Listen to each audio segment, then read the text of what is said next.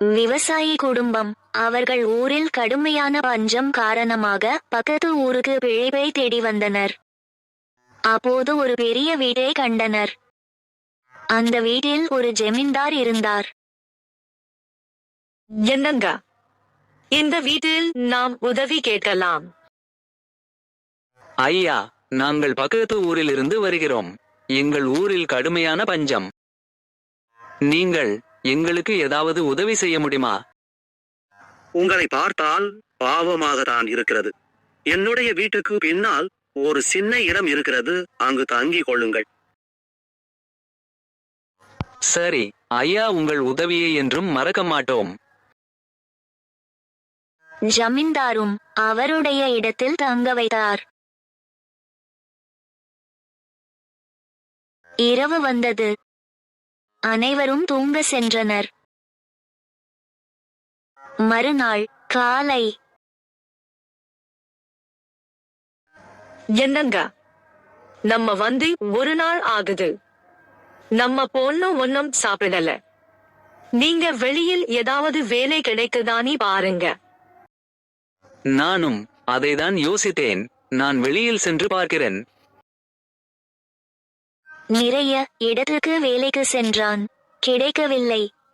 அப்போது ஜமீன்தார் அவன் வருவதை பார்த்தார்.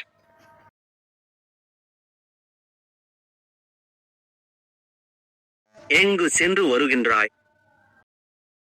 ஐயா, அதிக இடத்துக்கு வேலைக்கு சென்றேன், ஆனால் வேலை கிடைக்கவில்லை. என் வீட்டில் ஒருவரும் சாப்பிடவில்லை. உனக்கு என்ன வேலை தெரியும்? எனக்கு தெரிந்தது விவசாயம் மட்டும்தான். இங்கு விவசாயம் மட்டும்தான் பண்ண முடியும்.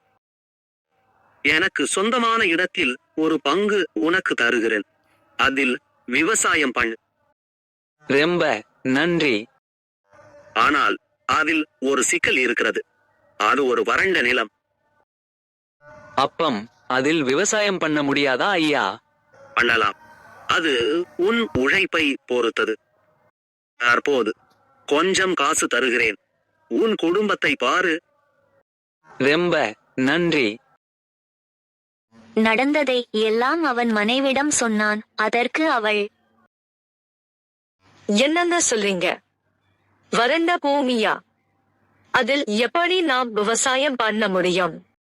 ஜமீன்தார் இப்படி சொல்லுகின்றார் என்றால் ஏதேனும் காரணம் இருக்கும். ஜமீன்தார், செல்லதை பார்த்தால் இந்த ஊரில் மழை பெய்து ரொம்ப நாள் ஆகும் போலிருக்கு. சரி, நீ போய் சமையல் வேலையை தொடங்கு. நம்ம குழந்தை இன்னும் சாப்பிடவில்லை. அவனுடைய மனைவி சமையல் வேலைகளை செய்தார். அனைவரும் அன்று சாப்பிட்டனர். மறுநாள் ஜமீன்தார் சொன்ன இடத்துக்கு சென்றான். ஆகா, என்ன இடம் இது? இப்படி வறண்டு கிடக்கிறது. இதில் எப்படி விவசாயம் பண்ண முடியும் என்று மனதில் நினைத்தவாறு ஜமீன்தாரை பார்க்க சென்றான். ஐயா, நீங்க இங்குதான் இருக்கின்றீர்களா? என் அவசரமாக இப்படி வருகின்றாய்? நான் நீங்கள் சொன்ன இடத்தை பார்க்க சென்றேன். மிகவும் பசுமை இல்லாத இடம். கண்ணுக்கு எட்டிய தூரம் வரை பசுமையை காண முடியவில்லை. ஏன் இப்படி சொல்கின்றாய்? நான் உனக்கு தந்த இடம் இந்த இடத்துக்கு தெற்கு பக்கத்தில் இருக்கும் இடம். இந்த இடத்தை பார், எவ்வளவு பசுமையாக உள்ளது. இதை போலதான் ஒரு காலத்தில் மிகவும் பசுமையாக இருந்தது. அழகாக பூத்து குலுங்கும் பூக்கள், பசுமையான புல்வெளிகள், ஆங்காங்கே சிரித்து விளையாடும் பெண்கள் என்று மிகவும் சந்தோஷமாக அந்த ஊர் இருந்தது. அப்படி இருந்த இடம் எப்படி பசுமை இல்லாமல் போனது? பிறகு யார் கண்ணு பட்டதோ, கடந்த 10 ஆண்டாக அந்த இடத்தில் மழை இல்லை. உன்னை பார்த்த பிறகுதான் எனக்கு நம்பிக்கை வந்தது. எனது ஊரை மீண்டும் பசுமையாக பார்ப்பேன் என்று. சரி ஐயா, என்னால் முடிந்த முயற்சியை நான் பண்ணுகிறேன். அவனும் அந்த இடத்தில் கடுமையாக உழைத்தான். ஊர் மக்கள் அவனை ஆச்சரியத்துடன் பார்த்தனர். உழைத்ததின் விளைவாக அந்த இடத்தில் கடுமையாக மழை பெய்தது. சில ஆண்டுகளுக்கு பிறகு அந்த இடம் பசுமையாக மாறியது. என்னங்க, இதற்கு தானே ஆசைப்பட்டீங்க? இந்த இடத்தை பாருங்க, எவ்வளவு பசுமையாக உள்ளது. இதற்கு காரணம் உங்க உழைப்புதான். இல்லை, அப்படி சொல்லாதே. இதற்கு காரணம் ஜமீன்தார். அவர் மட்டும் அன்று இந்த இடத்தை தராமல் இருந்திருந்தால் இந்த இடம் இவ்வளவு பசுமையாக மாறியிருக்காது. எனக்கு நம்பிக்கை இல்லாமல் இருந்தது, ஆனால் எனக்கு முழு நம்பிக்கையை தந்தது அவர்தான். நீங்கள் உடனே ஜமீன்தாரை போய் பாருங்க.